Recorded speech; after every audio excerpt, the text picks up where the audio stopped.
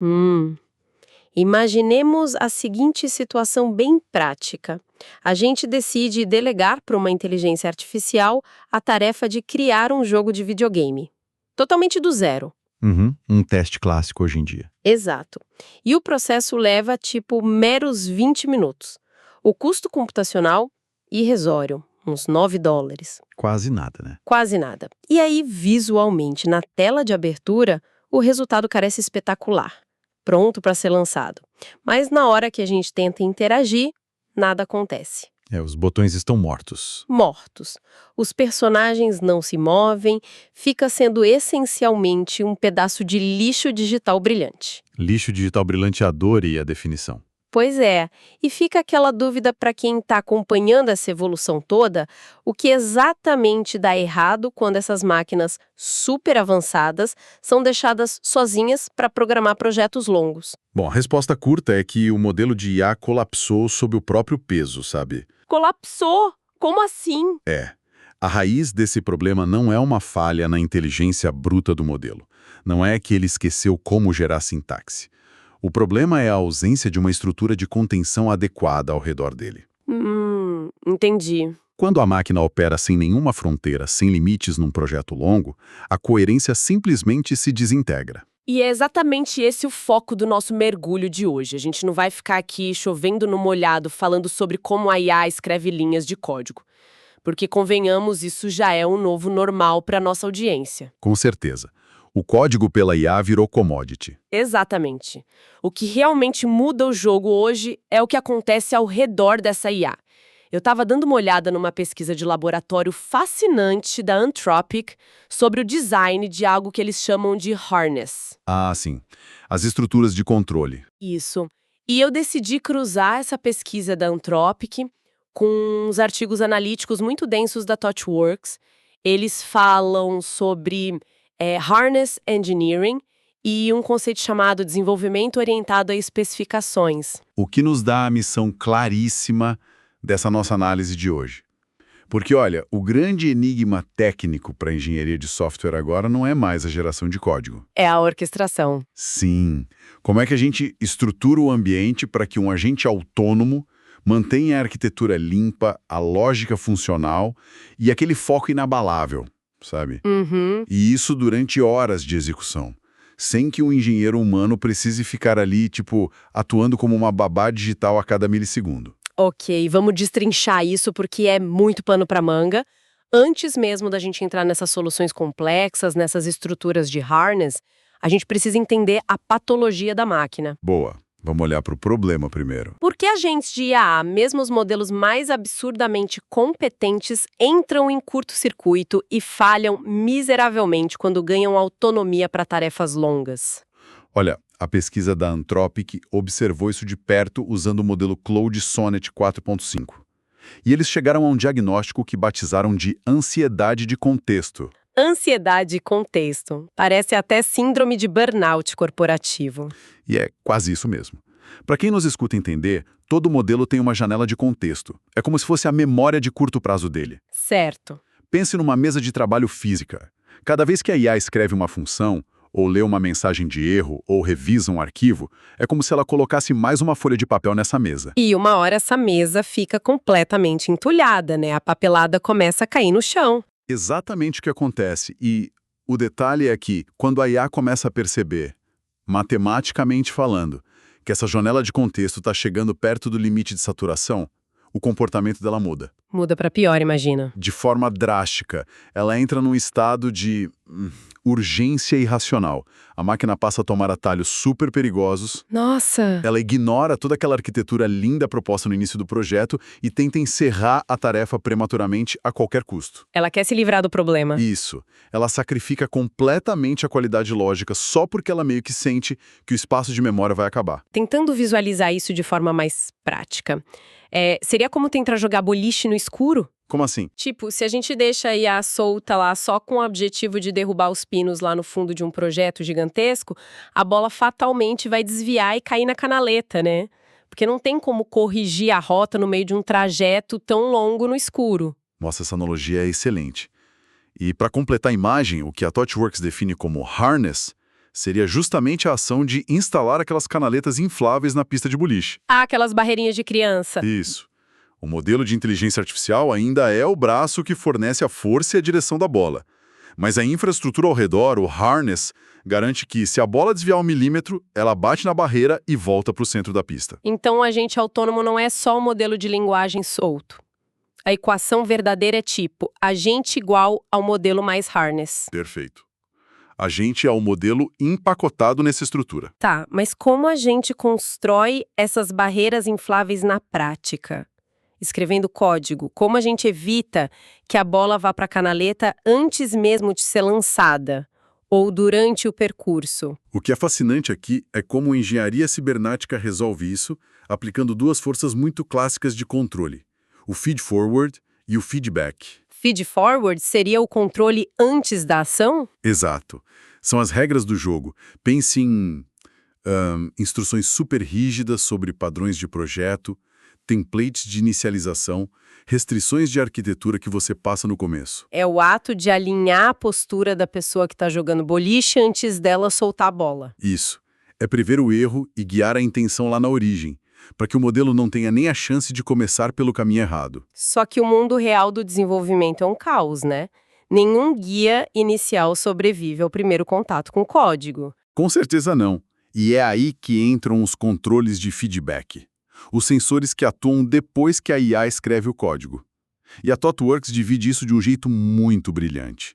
De um lado, a gente tem os sensores computacionais. Computacionais. Sim, esses rodam na CPU tradicional. São os testes unitários, os analisadores estáticos que verificam a sintaxe, os linters. Ah, o arroz com feijão da engenharia. Exato. Eles são binários, implacáveis e operam em milissegundos. Se faltar um ponto e vírgula, a barreira bate e impede o avanço da IA. Mas tem um limite para o que a matemática pura consegue julgar. E é aí que a gente precisa da entrada dos sensores inferenciais. Espera, sensores inferenciais seriam tipo outros modelos de linguagem julgando o trabalho da IA que acabou de programar? Correto. Sensores inferenciais não ficam caçando errinho de sintaxe. Eles olham para a semântica. Interessante. Eles questionam coisas como: a lógica de negócios faz sentido? A jornada desse usuário final está clara na interface? Mas isso deve ser pesado de rodar. É bem mais lento. Custa muito processamento em placa de vídeo, em GPUs, e, claro, introduz uma certa incerteza. Mas, sendo bem honesto, é a única forma de corrigir desvios estruturais e conceituais complexos. Tá, mas se os sensores computacionais resolvem a matemática dura ali, como a gente lida com a parte onde a lógica começa a ficar puramente subjetiva? Esse é o grande gargalo.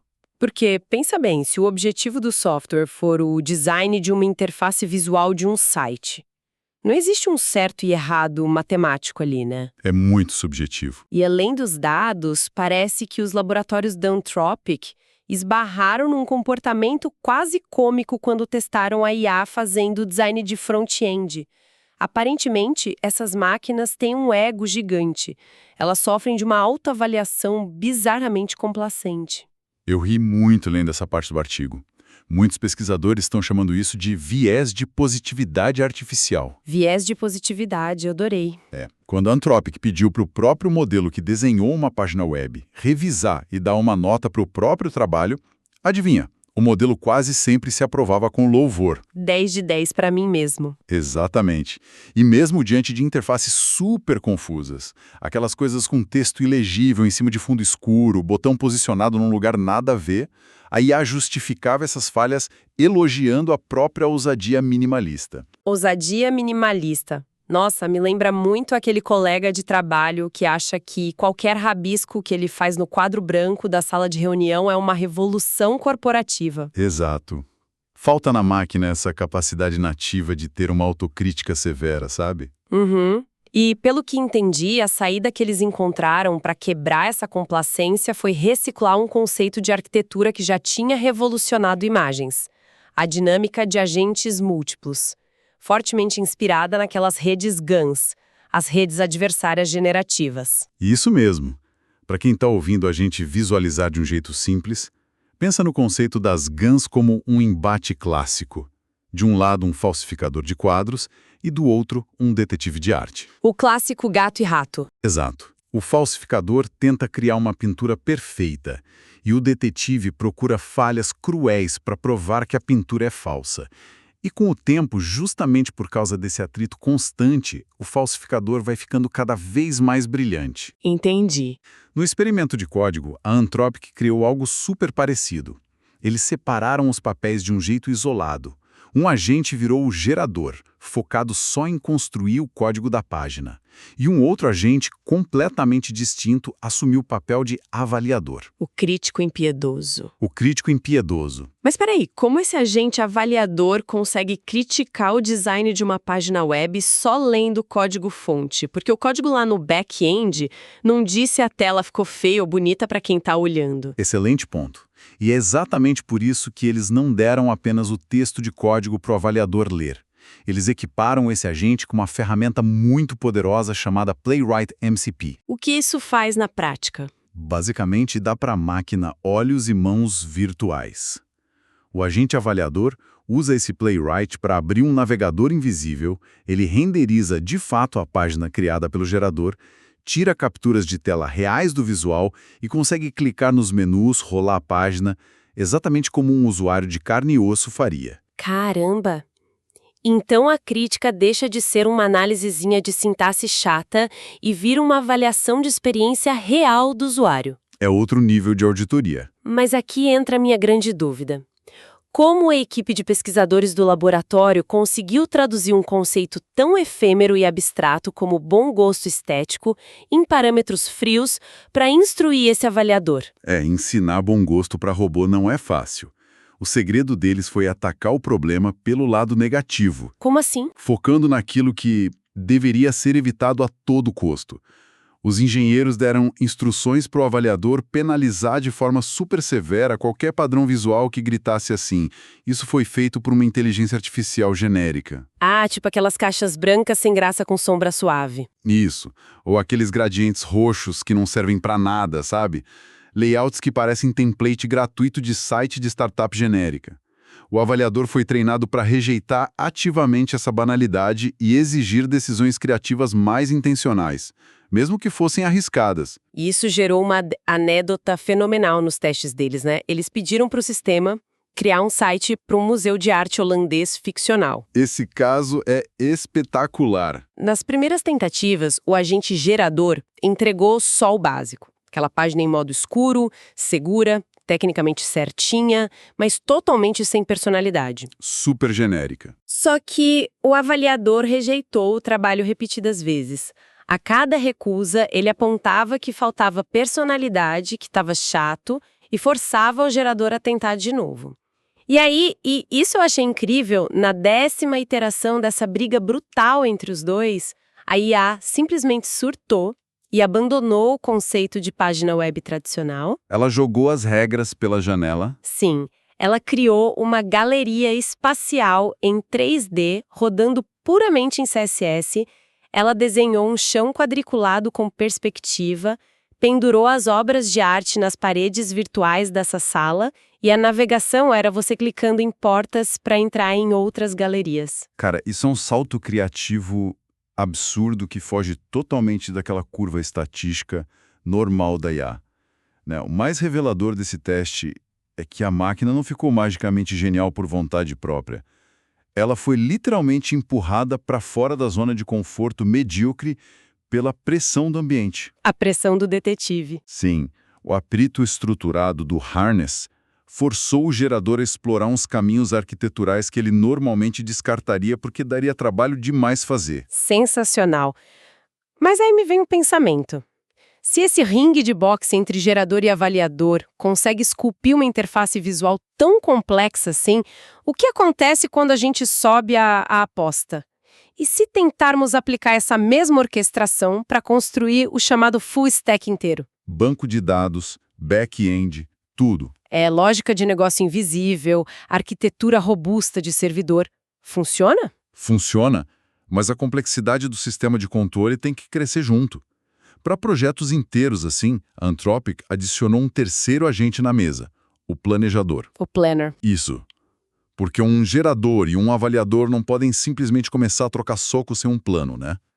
O humano chega e entrega um comando vago para o sistema e o planejador pega isso e expande. Ele divide o projeto numa série rigorosa de etapas. E essa dinâmica traz para a mesa o conceito dos contratos de sprint. Contratos de sprint entre as... Exato. Antes de uma única linha de código nascer, esses 3 agentes negociam entre si o que exatamente vai definir o sucesso de uma pequena etapa. Eles fecham um consenso formal sobre as métricas antes de começar a trabalhar. Olha, é aqui que a coisa fica realmente interessante. Vamos voltar para o exemplo daquele jogo ruim do início da nossa conversa? Vamos lá. Sem o avaliador batendo em cima e sem os contratos de sprint, o custo foi de $9. Tempo de 20 minutos. O resultado, aquele lixo digital que a gente comentou. Sem física, botões mortos. Isso. Mas, qual foi o contraponto usando a estrutura inteira? O contraponto foi rodar exatamente o mesmo comando inicial na infraestrutura completa do harness. E nesse cenário, o agente planejador quebrou o pedido original em 16 recursos técnicos diferentes, distribuídos ali meticulosamente em 10 sprints. Uma organização quase corporativa. Muito. O gerador programava, o avaliador entrava, testava a física direto no navegador, apontava as falhas, pedia ajustes, e eles só passavam para o próximo sprint depois que tudo estivesse perfeito. E o resultado prático foi um jogo que rodava de verdade. Tinha animação de sprite, detecção de colisão que funcionava e até um mini assistente de IA lá dentro para gerar fase nova. Tecnicamente brilhante. Brilhante, sim. Mas tem um elefante na sala que a gente precisa encarar de frente aqui. A versão ruim custou $9. A versão orquestrada, estruturada, super autônoma, demorou 6 horas rodando e custou impressionantes $200 de processamento de API. É um pulo gigante. É um pulo gigante. Para qualquer líder de tecnologia escutando a gente agora, essa conta dá um frio na espinha. Peraí, pagar 20 vezes mais em custo computacional para obter código autônomo, isso compensa no mundo real ou é só um luxo maravilhoso de laboratório de pesquisa? Olha, essa é a pergunta de ouro sobre a economia da IA hoje. $200 para um protótipo hipercomplexo que funciona. Pode até parecer vantajoso dependendo da hora de engenheiro que você está economizando ali. Pensando em salário, é barato. Mas a resposta verdadeira para esse dilema não vem do custo atual, e sim do ritmo brutal da evolução desses modelos. Porque quando a Anthropic pegou essa mesma arquitetura e testou num modelo muito superior e mais potente, o Opus 4.6, Que aconteceu? eles perceberam que a inteligência bruta do próprio modelo reduzia a necessidade dessa burocracia toda. O modelo novo não esgotava as janelas de contexto com aquela ansiedade que a gente falou. Ele era mais focado. Então, com o Opus 4.6, eles conseguiram dar uma enxugada nessa estrutura pesada do harness. Drasticamente. Eles simplesmente removeram toda a etapa complexa dos sprints e demitiram o agente planejador do circuito. Nossa, cortaram na carne. Sim, o gerador passou a sustentar o raciocínio longo sozinho, por horas a fio. Para testar o limite disso, eles pediram um software muito mais complexo. Um aplicativo de áudio rodando no navegador, tipo um DAW, para gravação e mixagem de música. Super difícil de fazer. Super difícil. E o custo de gerar algo tão profundo caiu quase pela metade. Bateu uns $124 num processo direto de 4 horas. Bem mais otimizado. Muito. Mas a lição vital desse teste foi outra. Eles descobriram que o avaliador não pode ser descartado. O crítico tem que continuar na sala. Exato. A interface do software de música estava linda, parecia profissional, mas o modelo, mesmo super inteligente, ainda deixou umas lacunas funcionais severas que só o avaliador enxergou. Tipo, faltava a interação básica de clicar e arrastar os clipes de áudio na linha do tempo. Detalhes de usabilidade. Os botões de sintetizador que não respondiam. Então a conclusão é que modelos mais inteligentes vão baratear e simplificar o harness inicial, claro. Mas a necessidade daquela verificação adversarial severa vai persistir. Interessante. O que nos leva para a fase de ignição de tudo isso. A gente já entendeu profundamente como os agentes conversam, brigam entre si para manter a barra de qualidade alta, Mas no momento zero, um humano precisou entregar a faísca da ideia, né? O famoso prompt inicial. Isso, a visão de produto. Como é que um desenvolvedor humano transmite toda essa intenção complexa da arquitetura para essas entidades sintéticas? É aqui que a gente mergulha no conceito de SOD, o desenvolvimento orientado a especificações. Porque sem uma fundação estrutural absurdamente clara, sem uma linguagem franca entre o cérebro humano e o agente, a IA simplesmente se perde nas próprias alucinações. Os artigos da ThoughtWorks dissecam as 3 camadas emergentes dessa tentativa de controle que o mercado está chamando de SSDD. Quais são as 3 camadas? A primeira é a abordagem Spec First, onde a especificação detalhada do sistema é redigida por extenso antes de qualquer código ser escrito. E fica lá estática. Tipo documentação antiga. Quase isso. A segunda é a Spec Anchored. Nesse modelo, o documento de especificação vive lá dentro do repositório de código e ele evolui continuamente, ficando ancorado nas mudanças reais do software no dia a dia. Certo. E a terceira? A terceira camada é a mais radical de todas, que eles chamam de Spec as Source. A especificação é a própria fonte. A especificação escrita em linguagem natural, em inglês ou português, se torna literalmente o único código-fonte do projeto. Exato, o código de máquina some da vista. O desenvolvedor humano fica terminantemente proibido de tocar nas funções, nas variáveis, no banco de dados. Ele só edita um documento de texto mestre descrevendo o comportamento.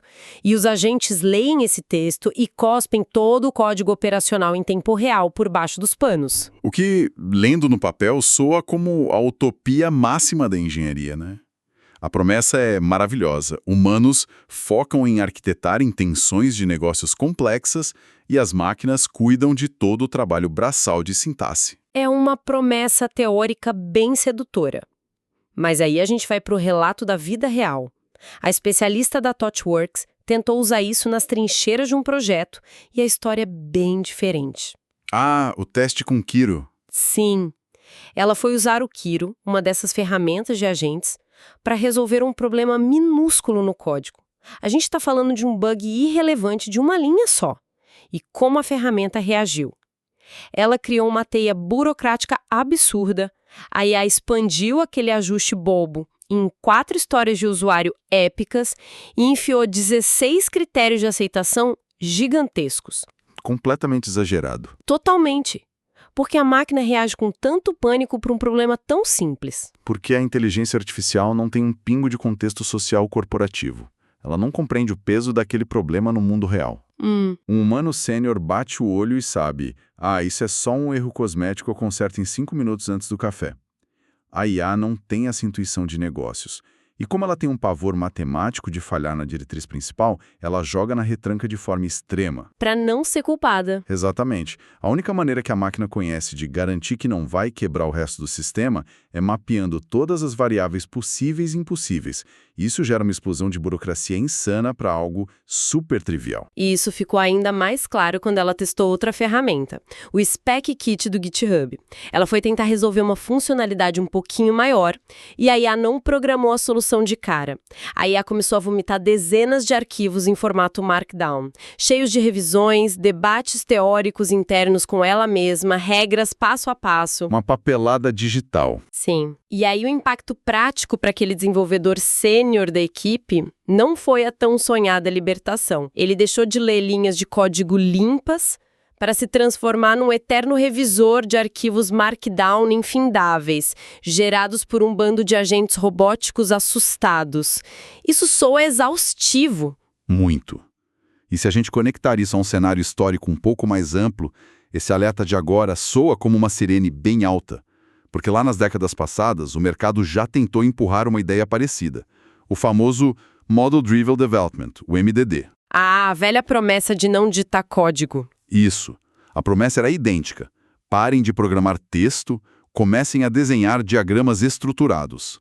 Liguem as caixinhas e o gerador vai fazer o software sozinho. E por que não deu certo? A adoção fracassou em massa porque a rigidez absurda desses diagramas acabou sufocando totalmente a agilidade que uma empresa precisa para adaptar o produto na vida real. E a preocupação contundente da ThoughtWorks hoje é que o SDD herde essa mesma inflexibilidade do passado, só que agora somado ao maior defeito da IA moderna, que é o não determinismo, alucinação pura. Um combo perigoso. E eles usam um termo muito peculiar para ilustrar esse pesadelo. Uma palavra alemã. Verschlimmbesserung. Falei certo? Verschlimmbesserung. A pronúncia por aí mesmo. É uma palavra de peso. Sim, soa bem grave. Mas o significado dela é muito poético para nossa situação técnica atual. Ela descreve exatamente a ação infeliz de você tentar realizar uma melhoria em alguma coisa, mas nesse exato processo de tentativa, você acaba deixando a situação significativamente pior do que estava antes. É o famoso tiro pela culatra. Se a gente criar essas amarras de textos gigantescas, esses arquivos de especificação engessados na tentativa de controlar a alucinação da máquina, a gente pode acabar estrangulando completamente a capacidade de iteração rápida. E é essa rapidez que faz a engenharia de software valer a pena. E essa reflexão leva a gente para a barreira final da nossa exploração de hoje. Se essas ferramentas de especificação densa geram tanta burocracia inútil, e se até mesmo os sistemas de avaliador autônomos não conseguem entender o panorama real dos negócios, o que está faltando fundamentalmente na equação para que tudo isso funcione bem? Olha, a resposta para isso vem da cibernética clássica e é embasada na lei de Ashby, ou a lei da variedade requisitada. O que diz essa lei? Essa lei matemática determina o seguinte: para que um controlador consiga regular e estabilizar um sistema complexo, esse controlador precisa obrigatoriamente possuir tanta variedade, ou seja, tanta complexidade interna, quanto o próprio sistema que ele está tentando domar. Variedade tipo grau de complexidade mesmo. Exatamente. Então, se a gente pensar que uma base de código antiga de uma grande empresa de varejo ou um banco é um sistema caótico e super profundo, um agente autônomo que não tem a complexidade necessária para entender as nuances ocultas daquele código simplesmente não vai conseguir controlar nada. Vai só gerar mais caos. Vai. E é por isso que os arquitetos de software de hoje precisam focar em criar o que o artigo chama de affordances ambientais. Affordances ambientais seriam tipo âncoras de clareza dentro dessa base de código antiga? Sinalizações claras. Porque se a gente deixar a arquitetura virar uma salada mista indecifrável sem padrão forte, o coitado do agente se afoga na própria falta de contexto, né? O código precisa ter umas demarcações muito óbvias, contratos de tipos super restritos, para que a máquina tenha pelo menos um terreno firme para pisar na hora de mexer no sistema. Mas aí eu te pergunto, na luz dessa lei de Ashby, onde é que se encaixa a mente humana? O ser humano é justamente o detentor daquela variedade que a máquina jamais vai possuir. Ah, entendi. Nós somos a camada final de regulação, porque a gente traz para o projeto o entendimento tácito do caos corporativo. Como a ThoughtWorks aponta de um jeito brutalmente honesto, os agentes sintéticos não sentem nojo estético. Nojo estético? Como assim? Eles olham para uma função macarrônica, um negócio de 300 linhas, cheio de remendo, e não sentem nada. Apenas processam os dados friamente. Eles não sentem aquela dor cognitiva lancinante que o engenheiro humano sente ao tentar decifrar aquilo numa sexta-feira à noite chuvosa. A máquina não tem a menor empatia pelo desenvolvedor júnior que vai ter que dar manutenção naquilo no ano que vem, né? Muito menos isso. Mas, além disso, a IA não entende a política organizacional implícita num sistema. Como assim? Política no código? Por exemplo, a IA não entende que uma dívida técnica horrorosa foi deixada lá de propósito porque a empresa precisava demonstrar aquela funcionalidade urgente para um investidor para conseguir capital e não falir no mês seguinte. A máquina ignora a sobrevivência corporativa. Ignora totalmente. A flexibilidade do mundo real não entra na matemática dela. E o ponto mais cortante de todos, a IA não sofre as consequências sociais quando erra. É verdade. Quando o código autônomo gera uma falha que derruba o servidor principal do cliente e custa alguns milhões de reais, o nome do modelo da IA não fica manchado no corredor da empresa. O humano é quem carrega o fardo e a responsabilidade. E é essa intuição de preservação que no fim dita a qualidade do que vai para a produção no mundo real. Então, amarrando tudo isso, o que esse mergulho todo significa para quem escuta a gente, para a pessoa que está nas trincheiras da tecnologia todo dia, liderando o projeto? Acredito que a maior lição de hoje é a desconstrução total daquela fantasia de que as máquinas vão simplesmente sentar e escrever software perfeito do zero, enquanto os humanos relaxam na praia. Uma bela ilusão que já foi por água abaixo. Precisa configurar esses harnesses super profundos.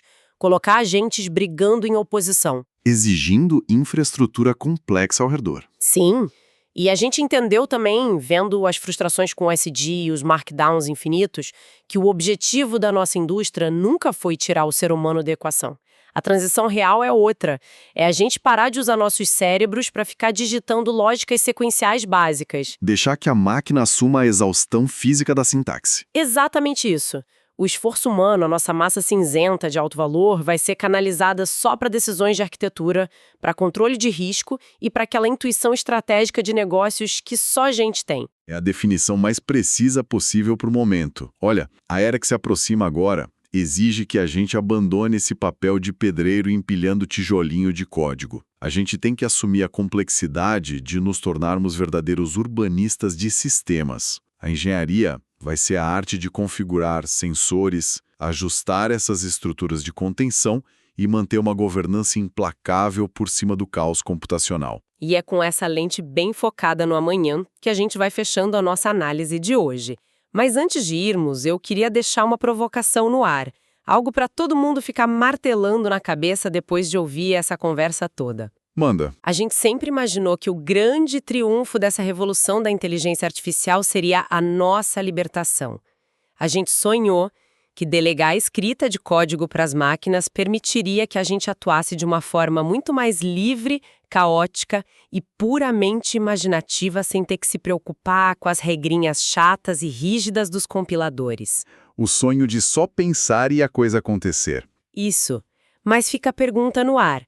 Será que de uma forma incrivelmente irônica, para que a gente consiga extrair a tal da autonomia perfeita dessas IAs, nós humanos não seremos forçados a nos tornar projetistas ainda mais frios, inflexíveis e obcecados por micro-regras de especificação do que jamais fomos na época em que digitávamos nossos próprios programas? Pois é, o preço real para libertar a máquina do código pode ser acabar aprisionando o humano no controle infinito da especificação. Uma reflexão super necessária para a próxima fase da nossa indústria de tecnologia. E assim a gente termina. Um agradecimento imenso à nossa audiência pela escuta atenta e por nos acompanhar nessa exploração complexa hoje. A gente espera de verdade que essa visão de vanguarda ajude a moldar as estratégias de arquitetura de vocês no mundo real. Até o nosso próximo mergulho.